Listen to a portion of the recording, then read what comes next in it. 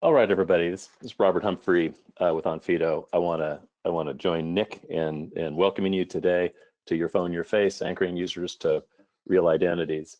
And as is with the kind of the new normal that we're all facing, we're hosting you today from 3 different places across the world. Actually, 2 of us in the U.S. on either coast, and Nick from home in London. So very much our new normal. We really appreciate you guys all joining us today. We know it's a difficult time, but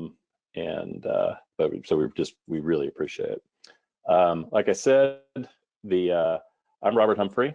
I'm the Chief Marketing Officer of Onfido, and I'm joined today by Mickey Martin, who runs our solutions engineering group. Little bit about Onfido before we get going right into the content.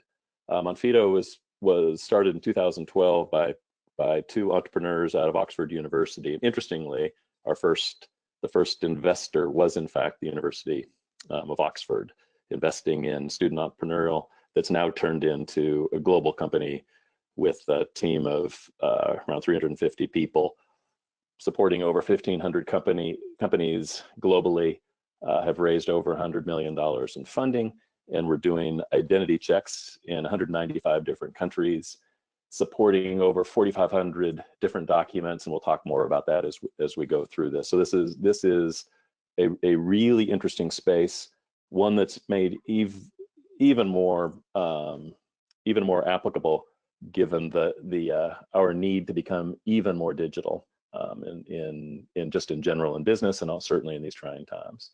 So with that, I'll turn it over to Mickey to kind of take you through the challenge that we're solving, what we do and how we do it, and the benefits that our customers are seeing. And then I'll come back at the end and kind of tell you a little bit more about the company and some of our customers. So with that, Mickey, you want to take it? Hello, everyone. Welcome to our chat today. So the main thing that we're going to be talking about is identity verification and how that is affecting identity today. So we take a look at identity as it is across the internet and how it is distributed. And basically, on the internet, trust is lost, and that kind of breaks identity a bit. Device change, devices are lost. KBA methods that we're currently using are easily forgotten. They're also prone to social engineering, and that means that the real customers, we kind of have to treat them at arm's length. We have to use social distancing on our own customers when it comes to the internet, because we don't have these real strong ways of being able to trust them. So if we were to look at the evolution of identity verification, and I like to call it identity verification, we used to call it like identity proofing back in the day. But if we look at the evolution of how this business has changed across the years, if you will, we could see that, we kind of started out, the need was very low and our ability to process at scale was very low. We had in-person proofing. We wanted you to show up. If you remember back in the day, long time ago, when we would do identity proofing, that could be as easy as showing up somewhere and they would pull up the phone book and see if you were in the phone book. And that would be your identity proofing. And then later on, we moved to other methods so that we could do this digitally. But there were some issues with that, and we can go into that. And now we're kind of at the new stage, the new generation, the identity verification that we're going to talk today. So just bringing that back on here, why were we going to change, or why did we have to change? Again, in-person was outdated. It also tends to be a little bit more expensive. The traditional databases, that's the method that most of us are probably familiar with in the digital age, which is that I'm going to type in my name, my date of birth, and my address, and we're going to hit a credit record check and see if this person actually exists inside of any database. We also switched over to kind of using KBAs based off of that credit information. And when we started doing that, we basically had 2 ends of the spectrum. You had these KBA questions where they would ask you things like, what car did you buy in 1992? Which could be easy for most people to answer. It also pretty easy for some of your neighbors to answer. And if you posted a picture on your Facebook of your car, it'd be easy for your fraudsters to answer too. The other side of that spectrum with these KBA questions we use with these traditional databases could be when they ask questions like, what was your mortgage rate on your house in 1990? Problem with that is probably very limited information. Your neighbors probably don't know that. You probably don't either. And as a customer, you're not going to go look up that information so that you can continuing registering for a product. You might just drop out at that time. But you know, as things evolve, as the market had a need for it, technology evolved, and we came up with a way to be able to do this identity verification, one at scale with a higher degree of certainty with less friction. And that's what we're calling the document data extraction autofill. I'm going to go ahead and throw this question out there, knowing that we actually can't see your responses on this. But have you guys or anyone out there seen what this type of next generation looks like? And if you haven't, I'm going to explain it. But if you have, just try to keep that image in your mind. And I do have some slides that'll actually show pictures of it. But that fast frictionless registration that we're talking about includes taking a user, taking their government ID, which is a unique ID that a customer, most of us use every day in life, whether that be your driver's license or your passport or your identification card, and taking the biometric, taking a facial picture. So the two things that's going on there is, one, you have an identity that's being asserted. That's your government ID. Someone is asserting this. We're validating whether or not this is a real government ID using a mix of AI, machine learning, and human resources. And then the second bit, that facial biometric, what's important about that is that you're proving that the person asserting this government ID, the person who's going to take the picture of the government ID, actually owns that assertion. So what's the user experience? It's pretty quick, pretty painless. You can utilize an SDK, or whether it be iOS or native Android, or a web SDK in JavaScript to embed this in the applications that many of you are servicing your customers with today. And it's basically going to come down to two very quick screens: a document verification screen, where we're going to take the front and back of a driver's license or a passport or a national ID card, and a picture of their face.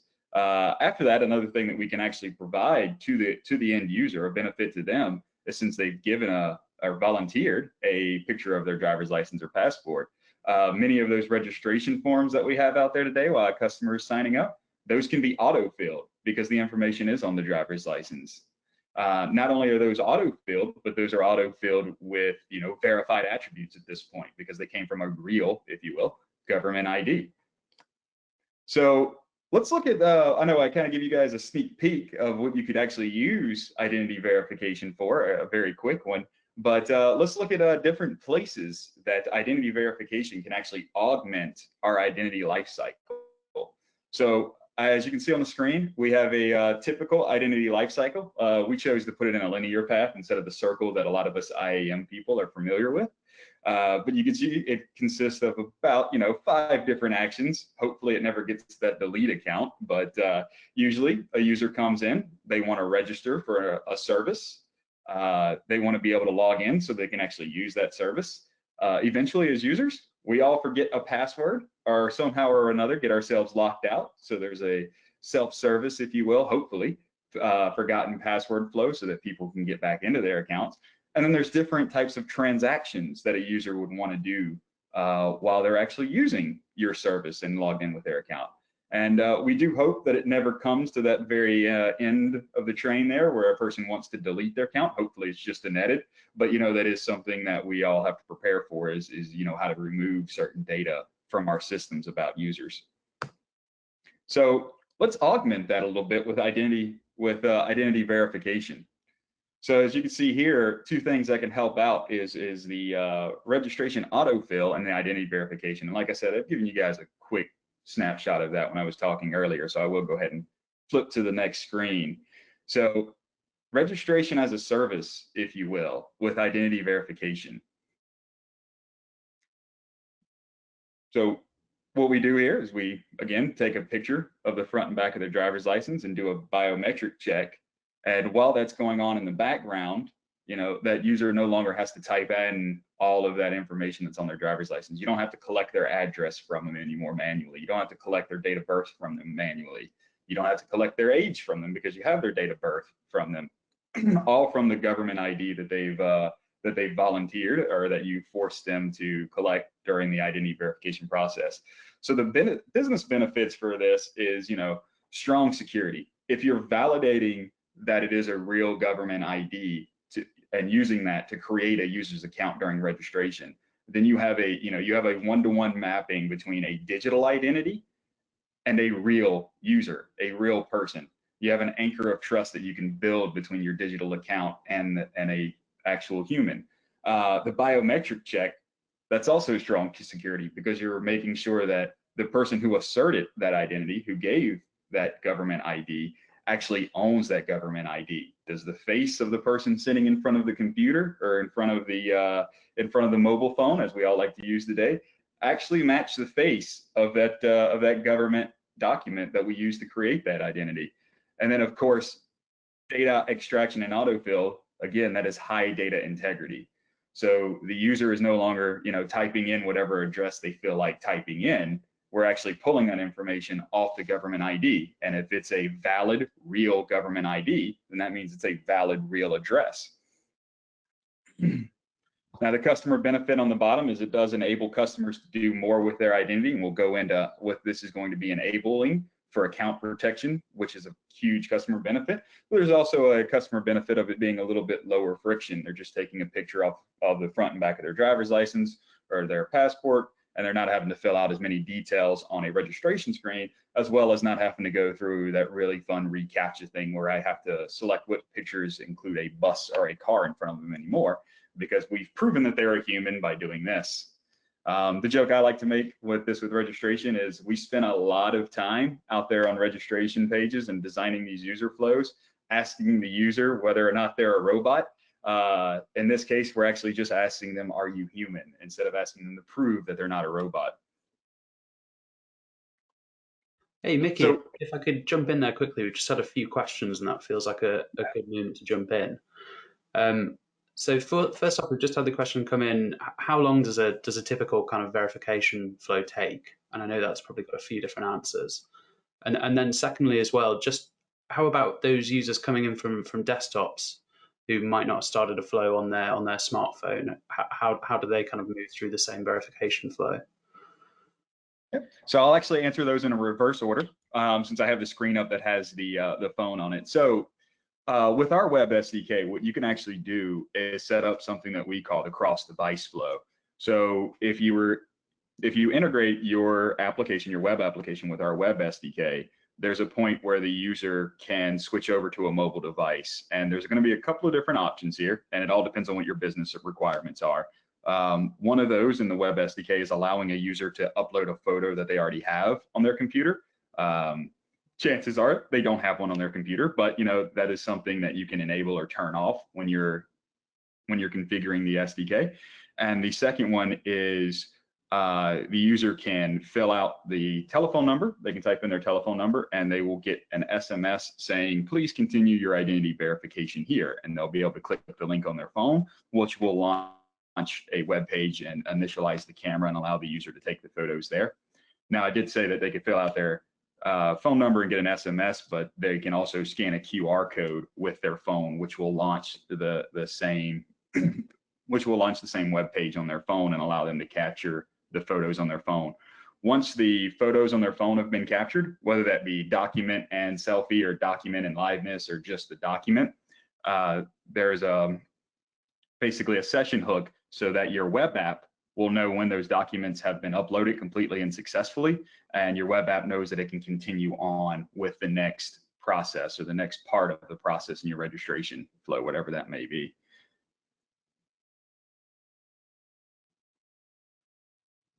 Was there a follow-up on that, Nick? Great, thank you, Mickey. Just one more for now, and then I'll kind of let you move along, and we can come back to some others at the end.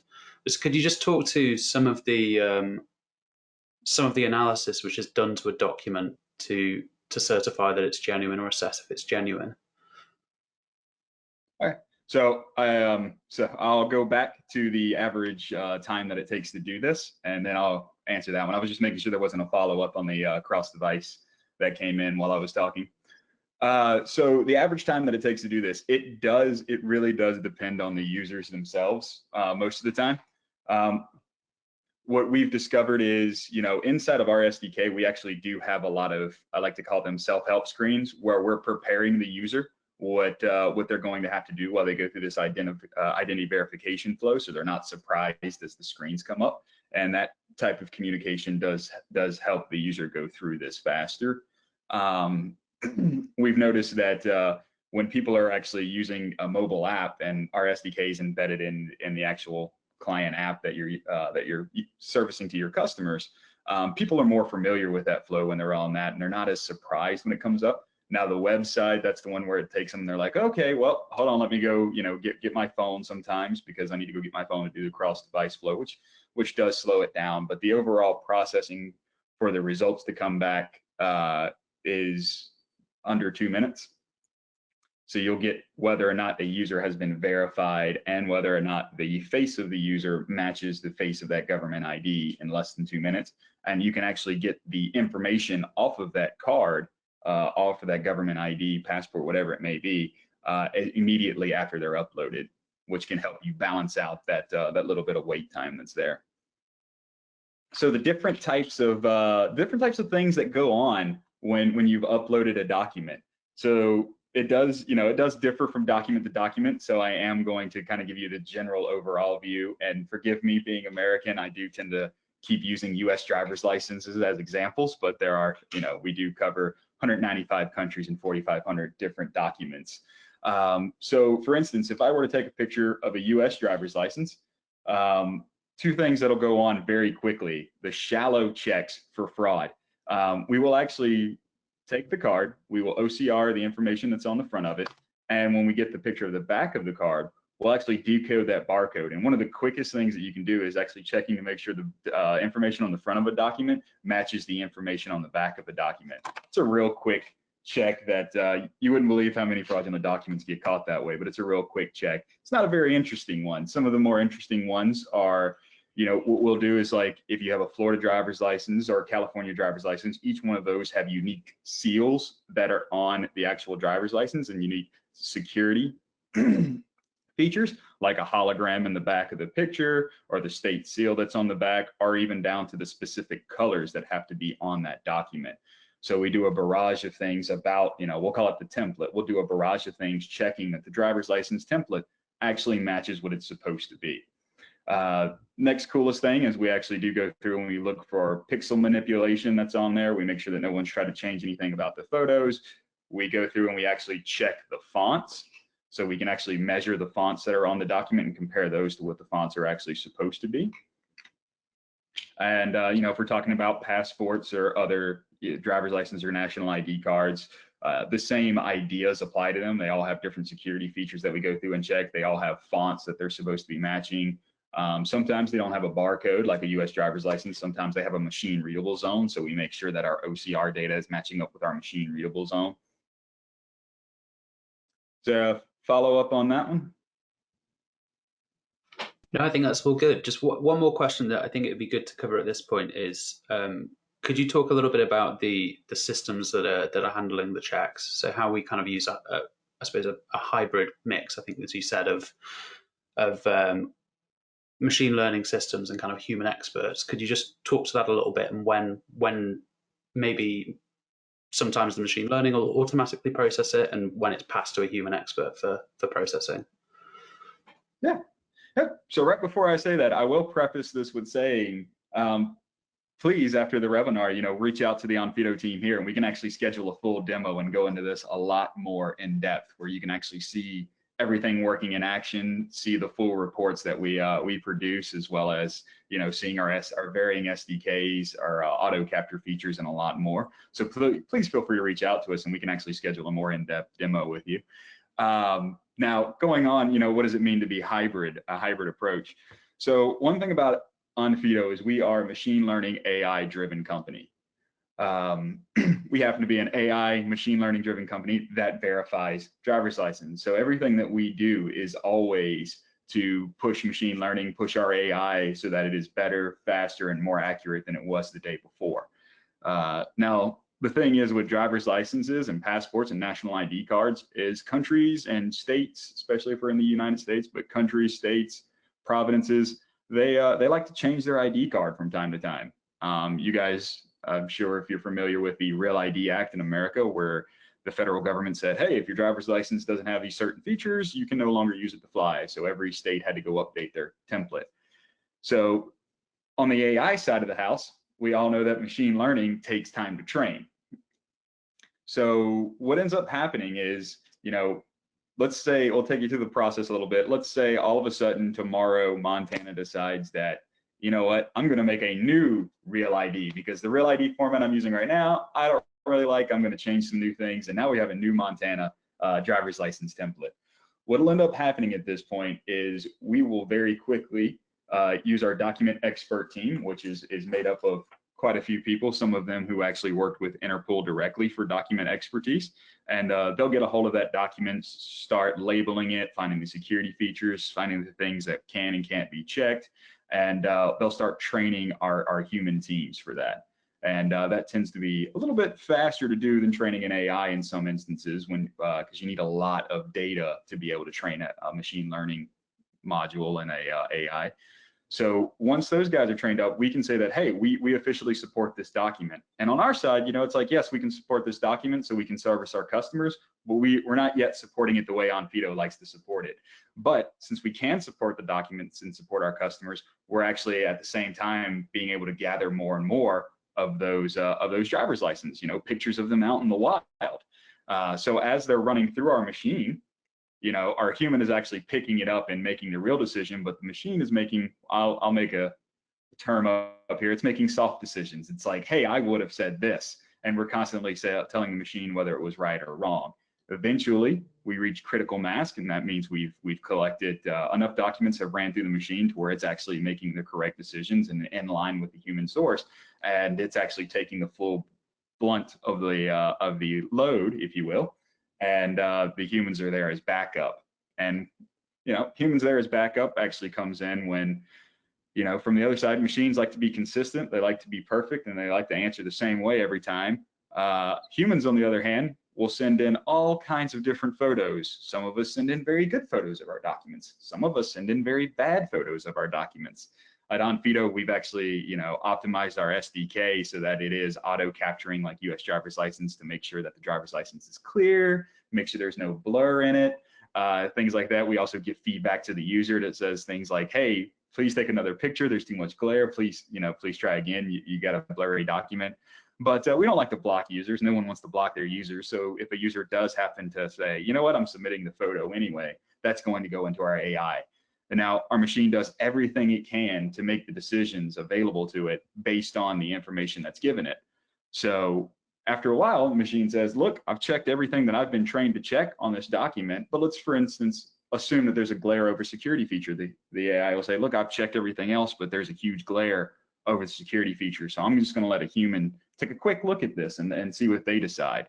At that point, human looks over, sees what they can do about it, and then a decision is made, and this is all put in the report that we actually give back to you guys. So one thing about Onfido is we like to give you guys as much information as possible, since we're talking about all the different algorithms and things that we like to do to verify a driver's license. We will actually return all of that information back to you so that you have all the information that was there when we made our decision, in case there's anything you would like to change about it, or that actually dictates what risk level you would put this user at. So in this instance, a report from us would say that, hey, I'm going to tell you that there's a caution on this driver's license. The 25 things I checked, 24 of them, I can tell you I validate them. This driver's license looks exactly the way it's supposed to be. But that 25th one, they submitted a document with a glare. I told them that it had a glare in it, but they decided to send it in anyway. And I really couldn't read that security feature. But I got the other 24 that were perfectly clear for me to check. So I hope that clarifies or demystifies some of the things that go on in document verification. Was there any follow-up questions? I think that's all good for now. Thank you, Mickey. Thank you, everyone, for your questions. There's a really great number coming in. So I think we'll carry on now in the interest of time, and then at the end we'll run through the list again. So we've already talked about this, the augmented identity lifecycle. We talked about the first two. Now let's talk about another one, a self-service account recovery. So we are all used to this, right? We have all at one point in time locked ourselves out of an account. If you haven't, you are amazing, and I bow down to you that you've never locked yourself out of an account. But for the rest of us, we've definitely done it once, twice, or quite a few times.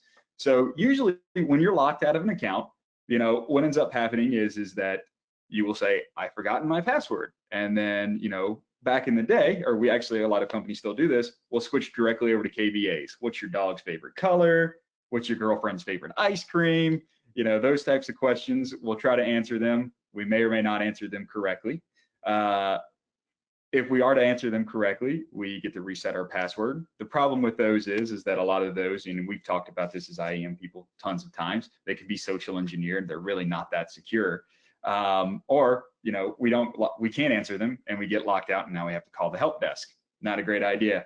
Later on in life, we kind of moved over to, hey, you type in your email, hit the forgotten password, and we'll send you a forgotten password link to your email. And then you'd go to the email, you click on it, and you'd let someone change their password.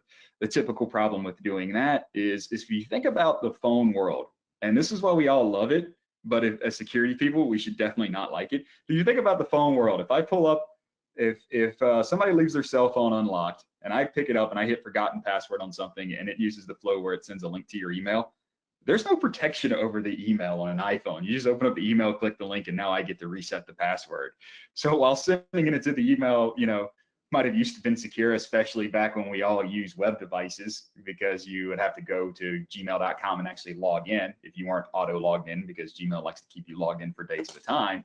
Then you at least have some extra protection there. But in the phone world, we all know that we logged in once when we got the phone to our mail accounts, and then we never log in again until we get a brand new phone. So that's a little less secure than we like to imagine it to be. Another thing that happened with multi-factor is, they might have lost the device. They might not, in cases of the time-based one-time password, like the Google Authenticator that's out there. I don't know if you guys know this, but if you switch phones, your seed that makes that time-based one-time password work, it doesn't work anymore. So if you break your phone, or if you switched your phone, you got a new phone, or you're using your friend's phone for a second trying to get in, that one-time password is no longer going to work.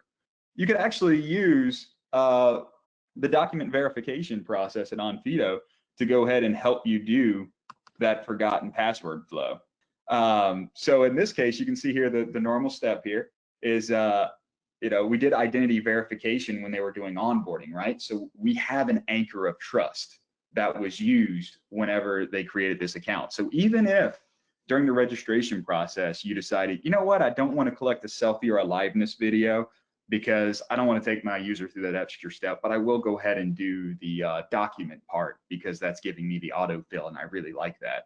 But you didn't do the selfie. Even if you didn't do that at that point in time, you could actually use Onfido in a forgotten password flow, where if the person says, oh, I forgot my password, you can actually say, okay, I remember I had your document checked when you actually registered this account, the record of trust for this account, if you will. Let's take a selfie, a real quick selfie, and I'm going to call Onfido to say, hey, the person who's trying to do this action, this forgotten password flow right now, does the face actually match the face on the driver's license or the government ID, the passport that I uploaded, the birth of this account, at the birth of this account? And then we can actually send you back yes or no that it does or doesn't match. And of course, if it does match, then that means, again, you have that anchor of trust that you're building there. The person sitting in front of the computer that's initiating the forgotten passwords face happens to match the face on the valid government document that was the birthright of this account. So at this point, we've not only enabled a very easy way that is device agnostic for people to do password reset, but we're also able to keep up the security of that account. So instead of what we normally have right now, it's like during single sign-on, we have multi-factor. We might force you to do multi-factor for single sign-on, but as soon as you say forgotten password, we're really dropping back down to a KBA or a single factor at that point, just so you can get your password reset. With this type of scenario, you're actually able to keep up the integrity of that account and keep a level of security across all the actions that are going on. So the biometric approval for high-risk transactions. One thing that I would like to say is I'd like to split some hairs here on high-risk transactions. Kind of talk about what we're really pointing to when we say high-risk transactions. The flow here, it would be very similar to that forgotten password flow, account takeover type flows, where the user's trying to reprove to you that they own the account without having the password or anything. But different high risk transactions that we don't normally think about are people who, you know, I haven't seen any digital trace of this customer for a year. And we put the example up here for tax season, because we're all going through that right now in the Americas, where you know, we have this nice software where you can log in and get your W-2. And the problem with that is you log into that software probably once a year. Might be the same for your 401k or IRA services. You might log in once a year just to pull down your records so that you can feed it into TurboTax. So what ends up happening when you go into a certain place once a year is even the login is starting to become a high risk activity.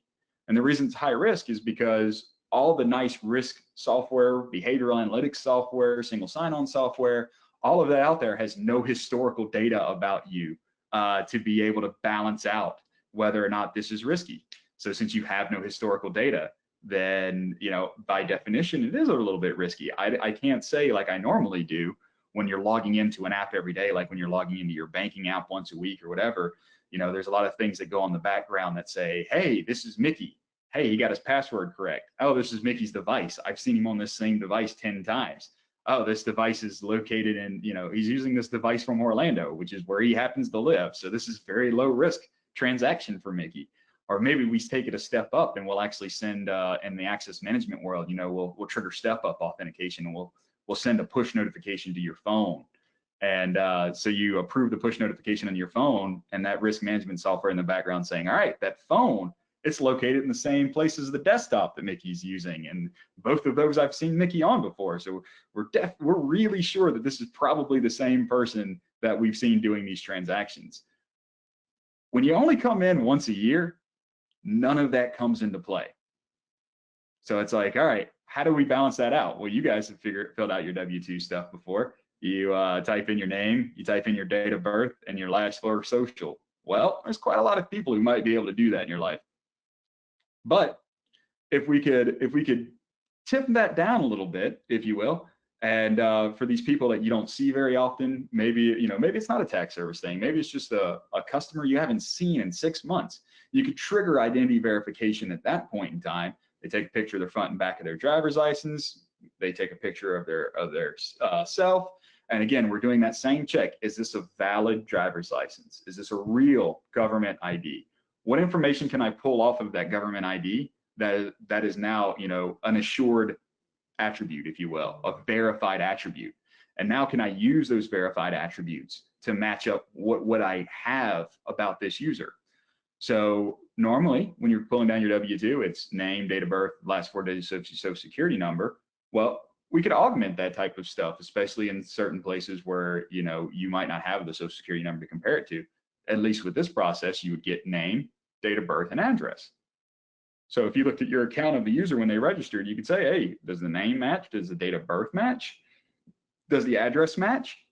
I know we're talking, I'll bring it back to the W-2. Your W-2 has an address on it. Your W-2 has a name. You know, you have the date of birth that's in that record. So now we have verified attributes from a government ID versus what people typed in. And then we also have, does the face, again, does the person asserting it actually own the identity? Other high risk moments, you know, we could talk about is, you know, like wire transfers that happen to be very, very high risk. So you want to have something on record that there was an identity check on this person, that they did own the identity. Also, when you're collecting all this information, we keep talking about the good stuff and the positive flows about, oh, I've captured this information and it matched up, so I'll let them do it. There's also the negative side of the house. You know, someone tries to initiate it, and now you've made them capture an identity and a face. I won't say a valid identity, but you made them take a picture of an identity and they fail. Well, at that point, you know, your systems are starting to realize, wait a minute, this might not be the person who owns this account. They submitted a fake ID, something weird's going on, but I did capture a face. Let's see what else this person might tell me. What other information will this fraudulent or this possibly fraudulent person volunteer to me at this point in time? So just some food for thought. last but not least, let's talk about GDPR and CCPA a little bit, just a tiny bit, because I don't really like talking about deleting accounts, because the whole point of everything that we do in the verification world and the CIEM world, the whole point of it is to keep the friction low, the accounts very highly secure, so that customers want to keep coming back. So I don't really like talking about deleting accounts, but we all know that it does happen, and that CCPA and GDPR gave users the right to two things where this will come into play very good. One, you can go to a company and you can say, hey, I'd like to know everything you know about me. Or two, you can say, I want you to delete everything that you know about me.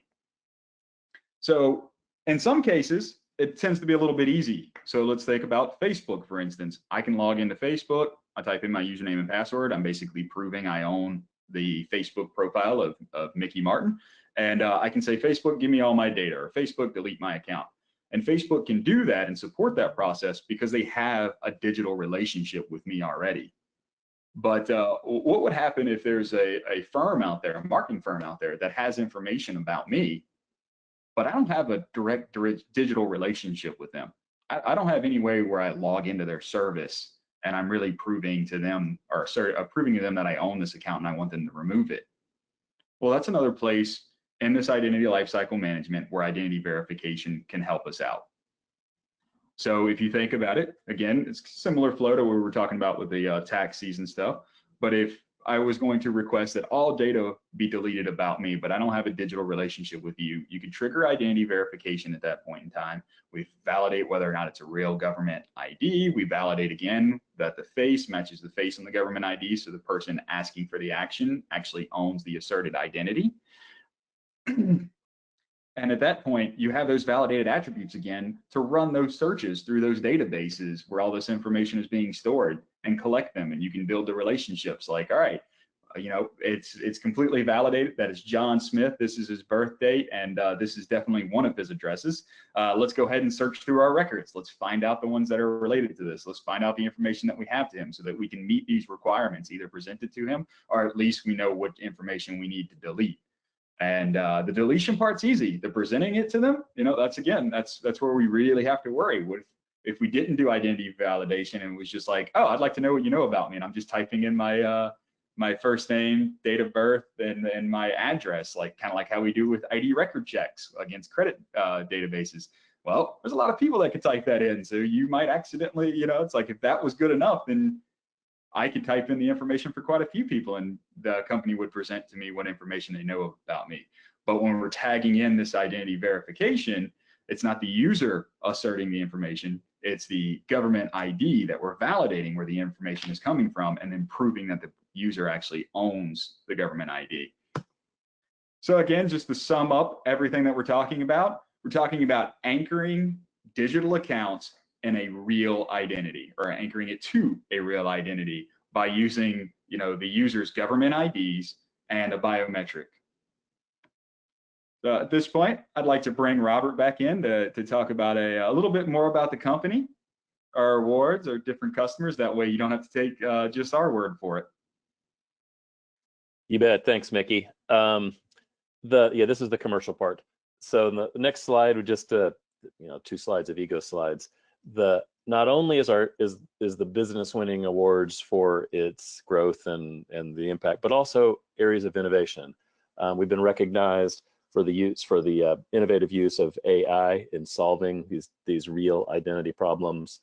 Gartner recognized us last year as one of the cool vendors, and that coolness wasn't because it was because of the very difficult problems that we're solving in a very innovative way. Again, using artificial intelligence, etc. So this is just a sample of them, but we're being recognized in the market, as are many of our customers, for their application of the technology as well. We've also very fortunate to have over approximately 1,500 customers, many of which represent some of the big brand names you've heard. On the next slide, you'll see some of the customer logos. As we talked about earlier, the company is headquartered in London, which is where we were founded, with U.S. headquarter offices in New York. We've got offices across the U.S., across Europe, as well. Those are the two anchoring headquarters. And our early success was obviously in the European market, and now growing very fast within North America as well.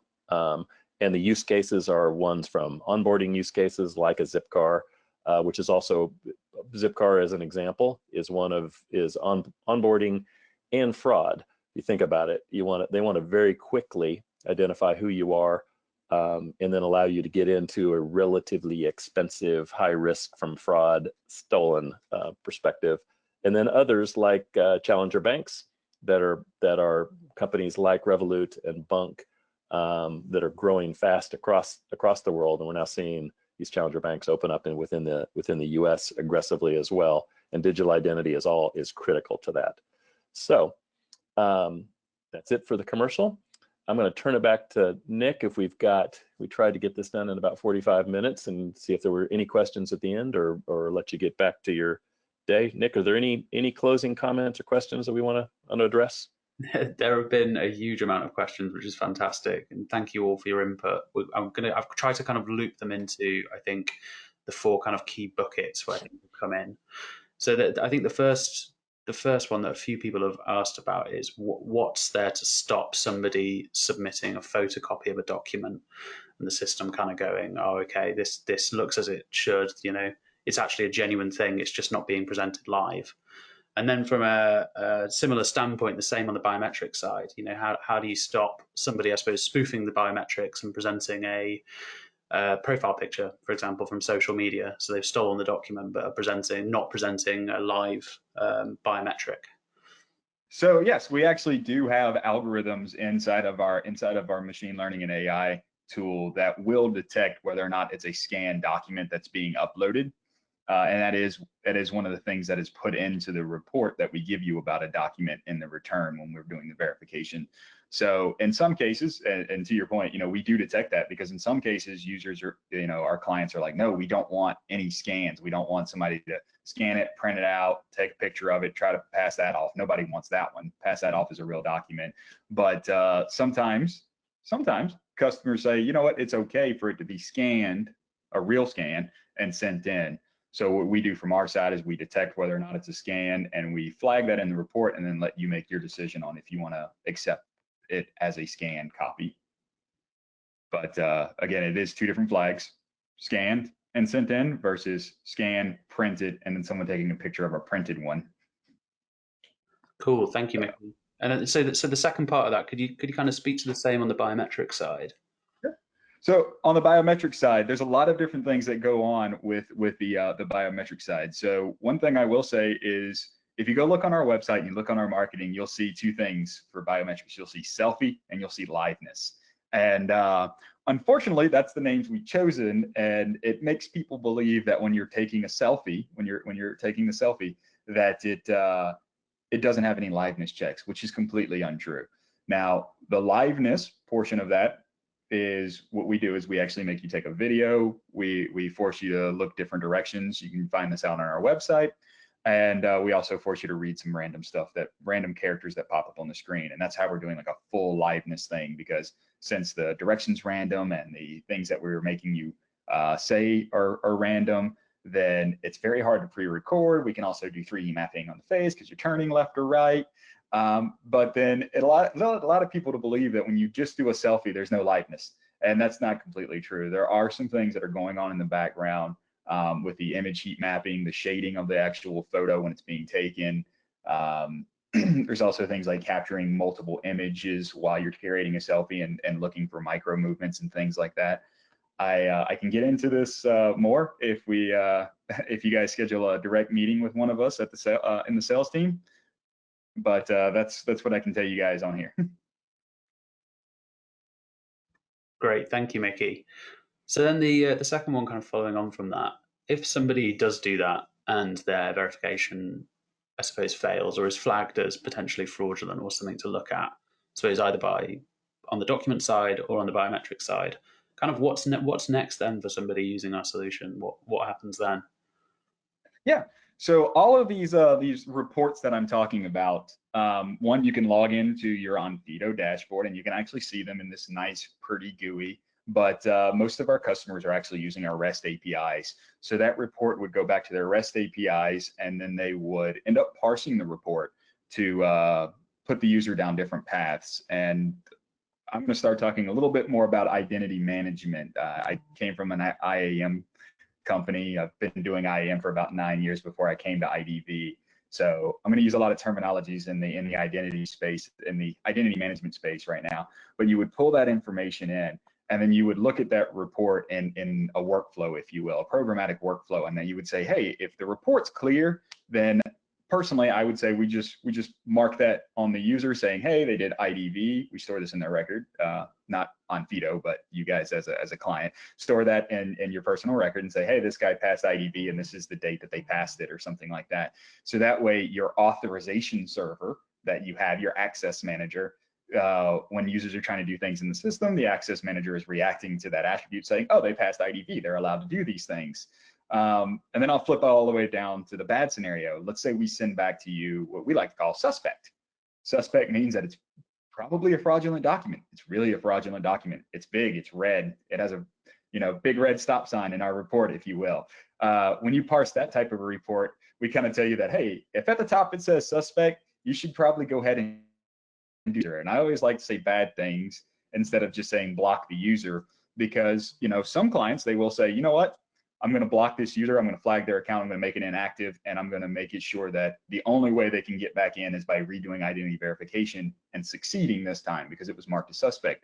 Some customers will actually flag the user that it was a fraudulent user, and then their access management and auditing systems that they have kick in and force the user down different paths than what a normal user would do. So sometimes they'll, like I said earlier, they'll try to see how much more information they can collect from this individual so that they can do some reporting on their back end of like, oh, this information might have been stolen because it was volunteered, or it was given to us by a person who already submitted a fake document. So what other fake information we can get and report on them. Sometimes what will end up happening is they'll just flag them for extra audits, and everything that user will do will go through scrutiny. So that it is up to you and your business decisions. And then I'll talk about the middle ground. That's the cautions. That's the on-Fido caution. And as I talked about earlier, the caution could come up in a couple different scenarios. One, a caution would come up where it's like, if I'm checking 25 things, 24 of them, I know I checked and I know they're valid, but that 25th, like a special security feature on a document had a big glare over it. So I'm just telling you caution because there's a glare over this. Cautions can also come up in other scenarios where, like, if your driver's license or the driver's license that was submitted or the passport that was submitted was expired. Well, at that point, the driver's license or passport would no longer technically be valid, if you will. To the government, expired means it's not valid anymore. That doesn't mean that it's fraudulent. It just means that it's not valid anymore. So let's say a customer submitted, some of us don't realize that our driver's license expired. I've been there. So you submit a picture of your driver's license front and back, you submit a picture of your selfie, or you do the liveness video, and it comes back in that report that says it's expired. Well, customers that are like car rental companies, they really care that your driver's license is expired. So they'll get that report in, they'll see that it's a caution. So they'll say, all right, what is on-Fido telling me about this driver's license? What's saying that it's a caution instead of saying that it's clear? Oh, it's because it's expired. Driving company's gonna send back to the user, hey, I'm glad you're a real person. I'm glad you're not doing anything fraudulent, but I can't rent you a car until you fix this driver's license and submit one that is valid. We've already submitted a real one. We need a valid one though. And some banking customers and fintech customers, they kind of look at it like, okay, well, if it's expired, let's try to figure out what the user's doing right now. You're not doing anything weird. You just submitted an expired driver's license, but your face matched driver's license. It is a real driver's license, if you will. There's nothing fraudulent going on. It just happens to be expired.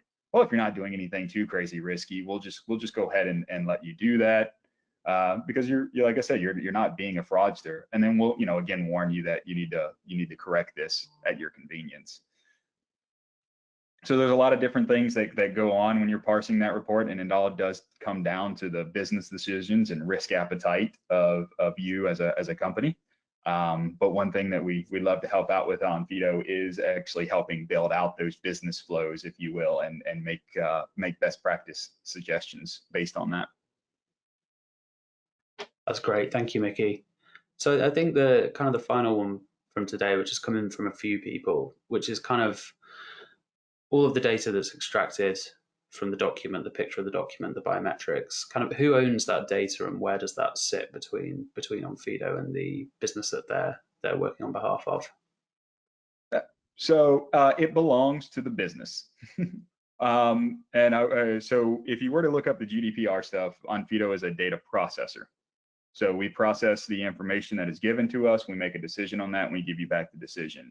Now, from our standpoint, the data can reside at Onfido in our cloud services in case of things that we were talking about, like you want to do a forgotten password flow or something like that. You can keep that information in the Onfido cloud. All of it is segregated data. It's secure. There's no mix between clients or anything like that. So you can keep that up there. Or if you do choose, as a company, you can make sure that information is purged every so often. So for instance, we allow customers to set up rules that say things like, hey, after a check's done, I want it to sit around in your system for about 10 days, and then I want you to purge it all out. And the reason you like it to sit around for 10 days is just in case if something comes up and you need to go look at it as a customer, you have that ability to do so. As well as we do have a full service API. So if you really wanted to, you could actually call in and as soon as you get the report, call in and delete all the data. So it does belong to you as a company, and you're free to do with it what is fit for you and what is allowed by your legal jurisdictions. Wonderful, thank you, Mickey. I think we've kind of covered the majority of the themes that were coming up in the questions. Apologies, there's been a huge amount that have come in, but I think we'll have to leave it there for today. Do get in touch if there's anything that you still want answered. And as Mickey said at the start, if you want to organise a one-on-one meeting with us, then please do get in touch via our website, and we can go into things in much more detail. So yeah, Robert and Mickey, is there anything you want to say just to finish up? I'll just add here that we are going to be hosting these every other week or so, different levels of detail. The next one I think is we're going to get a little bit more into detail into some of the questions asked here, the ML and AI behind the technology, what it does, how unique and innovative it is, just to drill down to a little bit more detail in those areas that you want to. So watch the website and communications that we'll be having around the next series of these events. Brilliant, thank you. Cool. Well, in that case, I think that's all from us. So goodbye, and thank you very much for joining. Have a good day. Thanks a lot.